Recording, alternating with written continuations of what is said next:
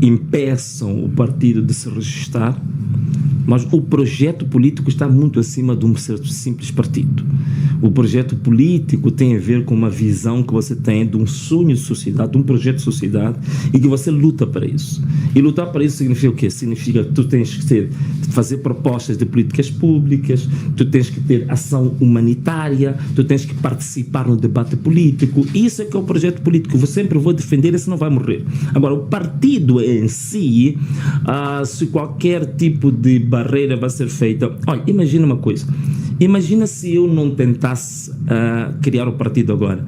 Há uma coisa que na história de Moçambique seria um déficit, é que num dos períodos mais críticos, animados e intensos da história de Moçambique, há um partido que devia ter surgido e que não surgiu. Está a ver? Então significa que também para alimentar e fortificar, enriquecer a própria história democrática de Moçambique, é importante que a gente avance com o projeto. Agora, o que vai acontecer com esse projeto é uma coisa que não está no nosso domínio. Agora, nossa obrigação é termos uma ideia, temos um projeto na nossa mente. Esse projeto tem que avançar. Agora, no terreno, vai-se compreender o que vai lá acontecer. E sabe, há uma coisa que eu tenho falado sempre com o meu advogado, que esta é uma tese que nós acabamos formulando junto, é que os fenómenos políticos e sociais, eles podem ser conhecidos na sua planificação, mas o seu desfecho sempre é um mistério. Então ninguém tem a certeza absoluta do qual vai ser o desfecho desse partido, desse projeto. É sempre misterioso o que vai acontecer. Agora, o que é importante é que você nunca deve parar de planificar, de implementar, de lutar, de ir à batalha, de caminhar, de correr. E isso vamos fazer. A imprensa escreve que este partido vai se chamar Ana Malala. É isso? A imprensa escreve isso. Vai ser isso? Vai ser esse nome? É um dos nomes que está na forja, né? Temos vários nomes que estão a ser discutidos. Esse é um deles, né? Posso confessar que sim. É um dos nomes que está... sim, e há muita gente que defende isso, né? Yeah. Bem, neste momento, como está a relação com o Sefo Mahamat, o presidente Sefo Mahamat?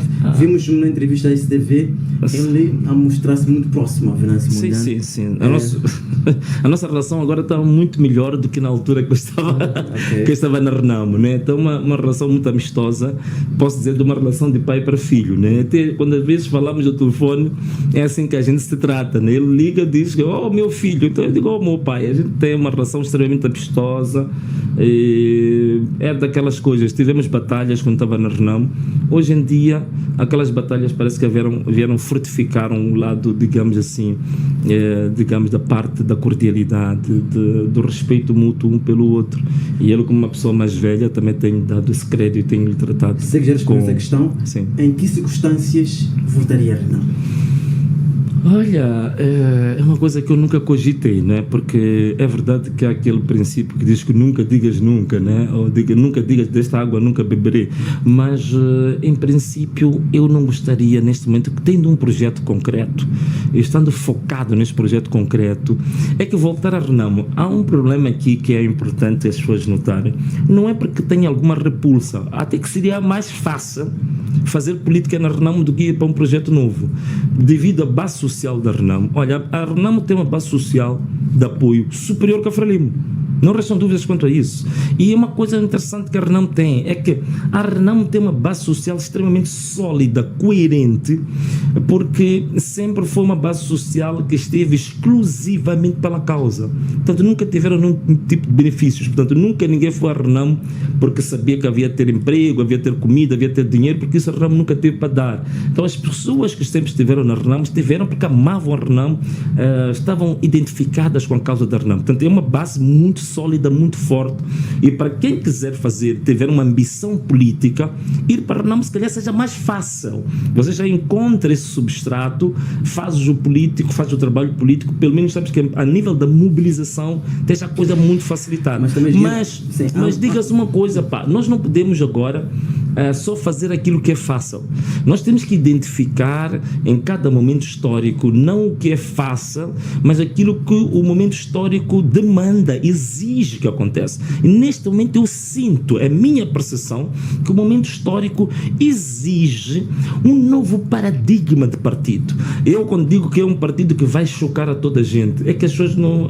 Mas eu não queria adiantar muita coisa. Mas, por exemplo, vou dar só um exemplo que eu vou dar-te para tu perceberes porque que eu estou a falar disto. Primeira coisa, a Frelimo, a Renamo, MDM, Podemos e todos os partidos até hoje, eles têm uma forma, por exemplo, da membresia, isto é, de ter membros, que é uma forma presencial. Você vai à sede, dá o BI, paga a cota, dão-te um cartão, colas o cartão, blá blá blá, depois és integrado nas funções do partido, não sei quantos. É assim, toda a gente faz isso. A nossa forma de membresia não vai ser assim. Há de haver membros que nós não precisamos conhecê-lo fisicamente. A nossa forma de membresia vai ser 100% digital.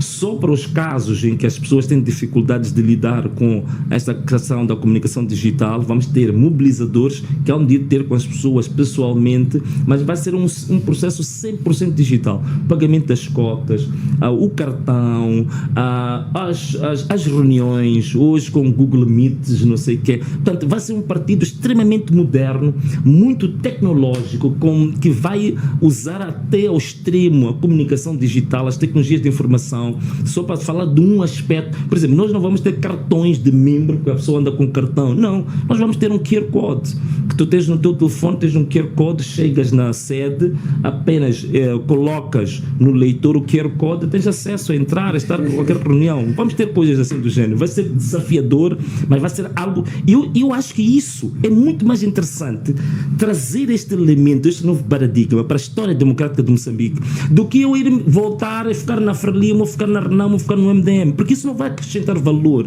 não vai trazer valor acrescentado à história política do país. Os assumem que, porque a visão que existe é que é muito mais fácil eliminar um partido novo que eliminar a Renamo. Sim. Está a dizer, em outras palavras, que assume a possibilidade de não concorrer nas próximas eleições se quem está em frente dos processos decida eliminar o seu partido. Não, o problema é que quem está no processo não sei se vai chegar até as últimas eleições. Portanto, estes fenómenos sociais são extremamente, digamos assim, são sempre uma incógnita, o que vem amanhã. Portanto, se hoje há pessoas que podem achar que se esse partido cá chegar nós vamos cortar as pernas, não vamos autorizar, quem sabe se antes de cortar as pernas deste partido vão se cortar as pernas dele. Portanto, a gente não sabe o que vai acontecer amanhã. É sempre uma incógnita. Portanto, eu não vou parar de o fazer, de ir para a batalha. Por exemplo, muita gente criticou, mas Venâncio, por que você teve o acordo com Podemos? Podemos, depois tiveram aqueles problemas, isto não foi bom, não sei quantos. Mas quem que sabia o que havia de acontecer entre nós e o Podemos? Ninguém podia prognosticar isto.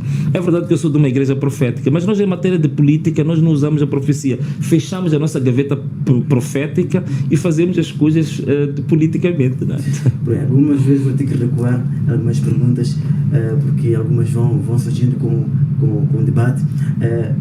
Venâncio Mondlane, de um político irreverente da oposição, tornou-se uma das figuras mais faladas dos PALOP e da CPLP do mundo.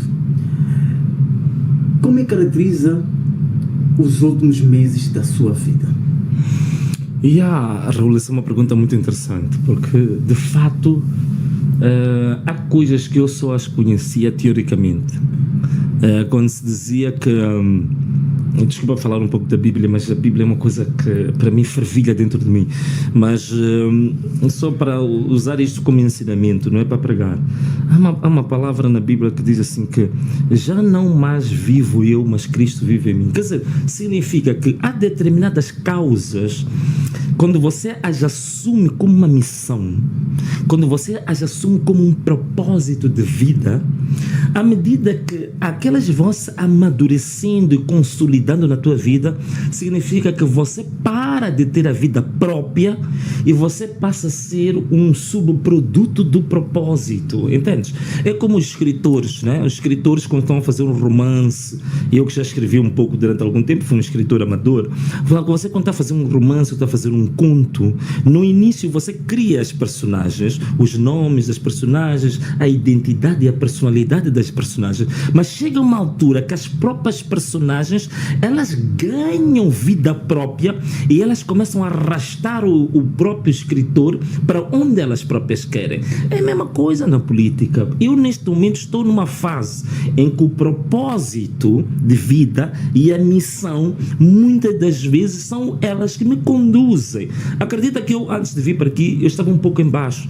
Portanto, a minha mandatária financeira está detida neste momento, está presa, sem mandato de captura, sem acesso ao advogado, numa situação totalmente antidemocrática, ditatorial. Eu estava totalmente em baixo, mas eu nem acreditava que havia de conseguir vir este podcast. Mas alguma coisa me dizia que, olha, tu vais porque a missão que tu tens é muito acima desta comoção, desta bate psicológico e emotivo que você está a ter. E é isso que me conduz a ter forças de estar aqui. Então, os últimos dias, respondendo diretamente à sua pergunta, os últimos dias da minha vida têm sido isso. Na verdade, é a missão, é o propósito que me tem arrastado. E é isso que me dá forças perante um poder tão megalómano e pesado, essa estrutura, digamos, super gigantesca que é a Frelimo, com todos os poderes que tem, as armas que tem, o domínio sobre o poder judicial, o poder administrativo,